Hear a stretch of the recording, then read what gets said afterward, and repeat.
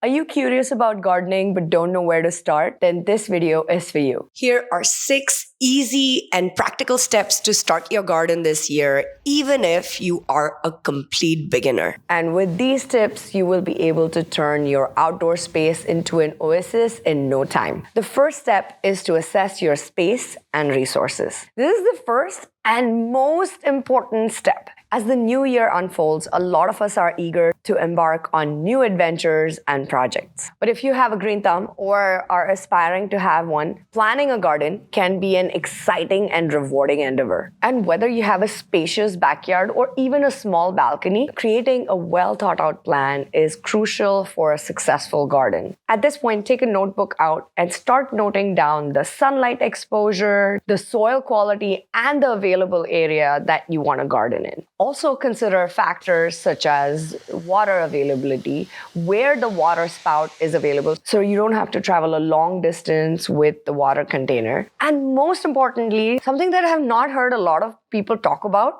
how much time are you willing to commit to this?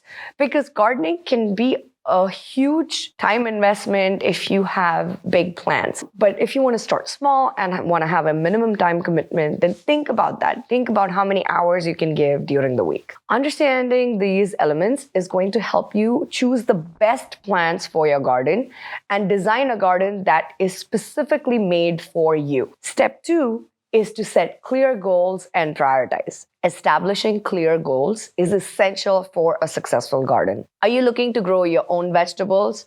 Or are you planning to just create a beautiful flower display? Or do you want to cultivate a gorgeous space for relaxation?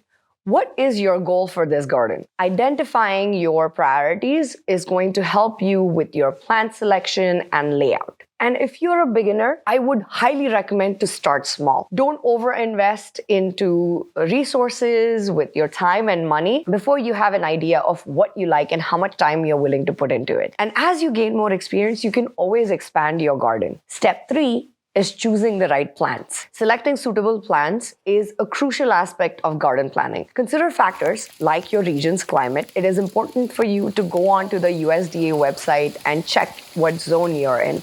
Every plant or seed that you're planning to buy will have the zones listed on them. So first of all, it is important to know what zone you're gardening in. I'll put the link in the description below to the USDA website where you can go and check your own gardening zone. Just enter your zip code in it or your city, and it will be able to give you a precise zone for your area. It is also important to check what kind of soil that your garden has, and more importantly, how much sunlight your garden receives throughout the day. In my own garden, for example, the sunlight changes over the course of the year as the sun moves from being northbound to being southbound movement. And what I've noticed is that same patch of vegetable garden will get less than 1 hour of sunlight in winter compared to over 8 hours of sunlight during the summer. So I have to think about what plants I can plant in what season in that same patch of land. I would highly recommend taking a notebook out and jotting down the time of the day where you get sunlight in that part of the garden. And write down the amount of sunlight it gets starting in the morning and at the time it ends in the evening. Think about the kind of shade you have there, if it is dappled shade, if it is complete shade, and that will help you pick out the right plants for that space. Now, if you're starting out, I would definitely recommend opting for low maintenance plants and then gradually introduce more challenging varieties as you gain confidence. For example, one of the plants that I would highly recommend indoors and outdoors if you're planning a garden and if you're a complete newbie is a snake plant. It looks absolutely beautiful. You can see here in the background, I also have one. And I love how it looks, and it is no maintenance. You barely have to water it once in a few weeks and it will do just fine. Actually, the snake plant I have in my bathroom, I don't even have to water it for 6 months because of the humidity in the bathroom. And it does just fine. It is actually thriving in the bathroom. So think about these easy and low maintenance maintenance plants that you can plant in your garden based on what requirements you have. In terms of flowers, I would also recommend a flower like petunia, which is an annual if you want to grow an annual. And if you ask me, even a rose is not a super high maintenance plant. I started with roses and then I graduated to other kinds of flowers. So I would definitely recommend roses. But if you think roses are too overwhelming for you to start off with, I would definitely start off with annuals that grow like crazy, like the super petunias, and begonias. It is also important to research the specific needs of each plant and think about if it fits in your zone and in your microclimate of an area. Because a lot of the times we look at other people gardening these beautiful plants, but you don't know if it is going to meet the needs that you have in your garden. So I would definitely recommend researching a little bit more into each plant that you pick to plant in your garden. Step 4 is planning the layout. Once you've chosen what plants you want, plan the layout of the garden. Consider the height,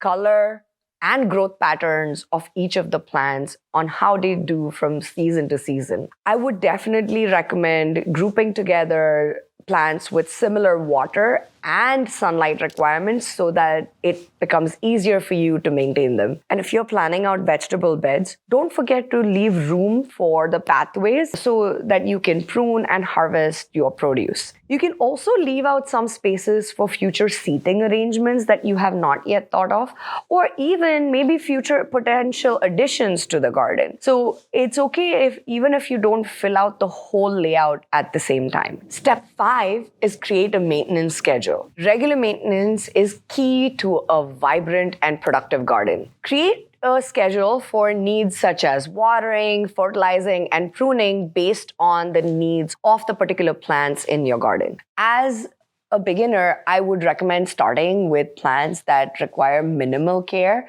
and are quite forgiving in nature, like the snake plant that we just talked about. And as you become more comfortable with the gardening process, you can add in more high maintenance varieties to the garden. One of my biggest recommendations for watering your garden is to put it on a timer. It is so easy and affordable to start a drip irrigation system for your balcony garden or your vegetable garden. And honestly, if you're like me and sometimes just forget to go outside and water the plants, this is the best thing for you. You don't have to stress about it at all, especially if you have a timer on the tap. You don't even have to go outside and it will automatically water the plants every day during the time that you have chosen for it. I would definitely recommend this as one of the easiest ways to start off a garden. There is nothing more heartbreaking than trying to grow your own garden for the first time and forgetting to water and all of your plants dying on you. So take that initial time to set up irrigation system if you have more than 10 plants in your balcony, or even if you are setting up a raised bed vegetable garden. Another thing I would recommend is to have a schedule of taking a walk through your garden on your calendar. If it is an early morning walk you take while having a cup of tea or a coffee and you walk through your garden, or it is a late evening walk when you come back from work and want to just walk through your garden and check in on your plants, I would definitely recommend setting up a schedule for that so that you can catch any of the problems that your plants might be having very early on and address them quickly so that you can save the plant and not have the entire plant die on you. This is extremely important in cases of pests, because if one of your plant gets pests or diseases, it is important to just nip it in the bud and contain it or treat it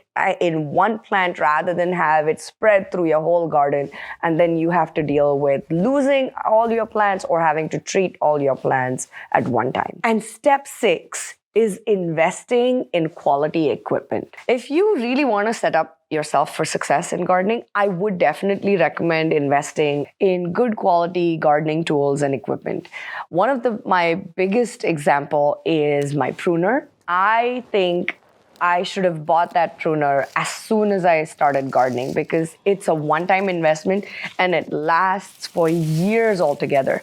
I use the Felco, I think it's F6. I'll put the actual link in the description down below, but it has been such a wonderful pruner for all the requirements of my garden, and using it either to harvest or to prune my plants, that one pruner has been the best investment I have made. And you also don't need to go overboard with the equipment. If you're a beginner gardener, just start with these following basic tools and equipment: a good pruner, a trowel, gloves, and a watering can. These 4 things should be enough to get you started in gardening. Once you figure out what you like to do, and if you have any specific plans for your garden, you can then go and get more equipment. But don't overinvest in a garden right in the beginning until you even understand what you like to do in the garden. Planning your garden, especially as a beginner gardener, can seem overwhelming, but with careful consideration and attention to detail, you can create an absolutely gorgeous,